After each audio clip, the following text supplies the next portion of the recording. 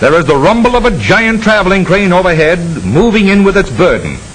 A huge ladle of molten iron from the mixer, where it has been awaiting this final step in the process of becoming steel. They are placing the chute into position for pouring the charge.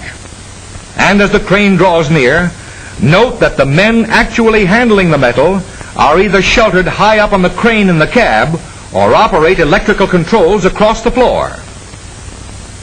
There goes the charge, 50 tons of white-hot liquid metal heated to approximately 2,800 degrees Fahrenheit. Hazardous? Frightful danger in this job? Not at all. Millions of dollars have been spent by modern steel mills of America for safety. Devices are employed which not only protect the worker from molten metal, from metallic dust and from flying chips, but also from human carelessness. Of steel production has made work simpler and safer. Men are not doing dangerous jobs that the machine can do more safely, but more men and more competent men are required to control the machine. And the safety achievement of the steel industry is a high tribute to the intelligence of these men who work in the mills. Like good cooks, they must know the temperature of the brew, and they measure it on an optical barometer while it boils in a white-hot pool as big as a fair-sized room.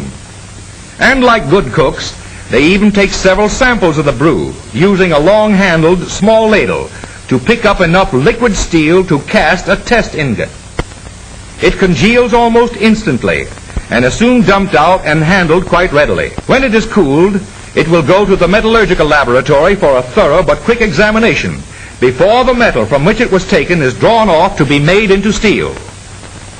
Thousands of different kinds of steels are made like this every day.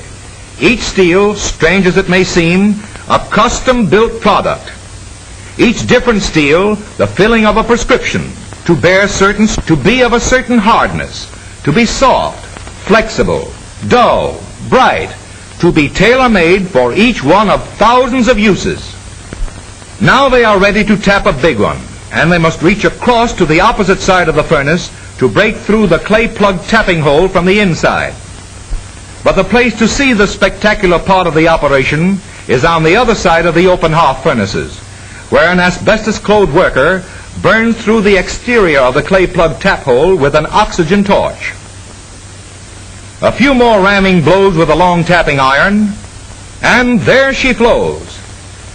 200 tons of steel produced according to specifications for one of an infinite variety of uses.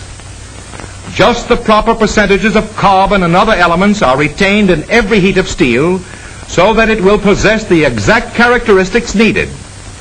Men on the platform will shovel in the correct amounts of spiegel, ferromanganese, ferrosilicon, or whatever agent the metallurgical laboratory has prescribed for this particular heat of metal.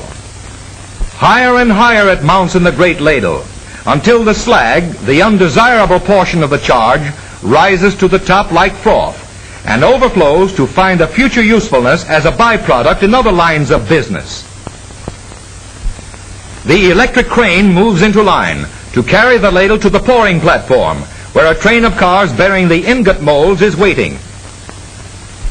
When this molten metal has been poured into molds, the basic business of making steel is ended. Thereafter, it is only a matter of fashioning from the ingots the form of product desired. The steel man says that this fiery liquid freezes immediately in the mold. He means that it congeals when its temperature goes down 1,000 degrees or so, and within an hour is frozen too hard on the outside for rolling. Thus, it is not of a uniform consistency. So after the molds are stripped from the ingots, weighing from 5 to 15 tons apiece, the huge castings are hauled away to a furnace called a soaking pit, in which they are heated until of the same temperature throughout, and which holds them at exactly the right heat for the anvil of the modern blacksmith, the rolling mill. Now this steel is fairly on its way to you, because in this one chunk of white-hot metal there may be thousands of cans, kitchen utensils, or perhaps the materials for automobile bodies, refrigerators, and innumerable things in everyday use. And this universal use of steel is possible because its cost is only 2 or 3 cents a pound, the lowest of any important metal. The wide strip continuous mill made it possible to provide sheet steel wide enough for the all-steel automobile body and the one-piece steel top on the models of today. It is one of the many great advances in the art of steel making, which has brought a saving to the consuming public in the form of lower prices for better steel, amounting to nearly $300 million a year, compared with costs of 10 years ago. Automobile users alone are saving $75 million a year. But in spite of more men are needed in the mills, and employment is now at the highest level in the industry's history. There goes that ingot you saw, now a hot slab, flattened and elongated on its way to further reduction. Now reduced by further rolling to the size of armor plate.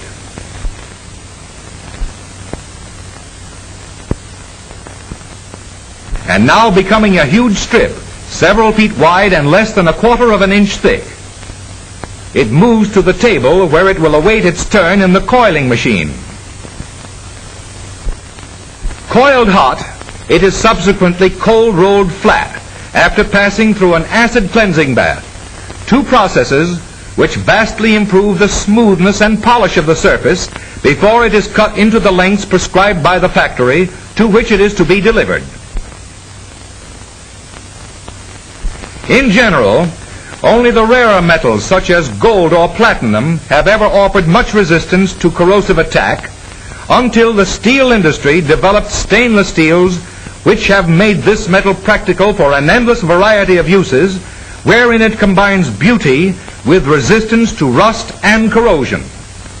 Look at that polish, a permanent mirror-like surface, perhaps destined for some swanky cocktail bar or the kitchen of a modern home. Here is an operation which constitutes in itself a critical test of steel, the piercing of a solid billet to form a seamless tube.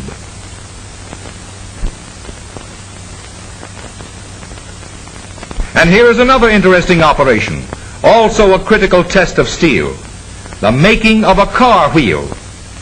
The wheel must retain its specification factors of strength and ability to take it when subsequently it will be pounding over the rails. On another mill, a big ingot begins to take form with a first rough rolling, becoming elongated as it passes through another roll, and then assuming a familiar shape as we see the outline of an H column, destined for some skyscraper or perhaps a great steel bridge. The operators of the mill, up there above it and completely shut off from the heat of that white-hot steel, turn it, spin it around, roll it by pressing buttons or throwing levers, and finally deliver it at the far end of the mill, a completely finished job. Steels pass through various mill processes or combinations of processes in order to make them suited to a wide variety of uses. In any giant ladle of molten metal, there may be steel that is destined to defeat time and distance, to provide the framework of mighty buildings, and to enter into the daily life of every citizen in thousands of things that provide comfort and convenience with economy. The call for steel from every section of America is a demand for a basic material without which life and living standards as we know them today would be impossible. Steel has kept pace with and anticipated the increasing needs of the nation. Men and steel provide a nation with its comforts, its luxuries, and its progress.